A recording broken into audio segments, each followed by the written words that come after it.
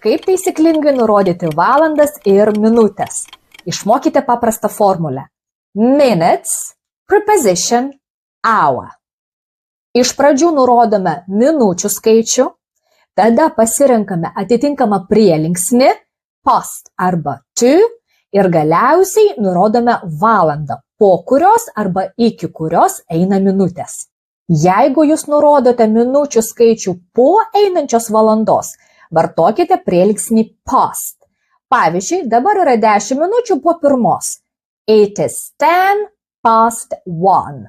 Jeigu nurodote likusių minučių skaičių iki artėjančios valandos, vartokite prielinksnį to.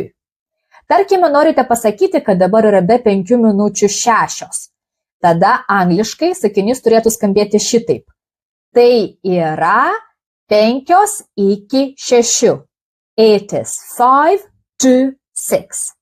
O nurodant 15 minučių po arba iki valandos, vartojami junginiai ketvirtis po, quarter past ir ketvirtis iki, quarter to.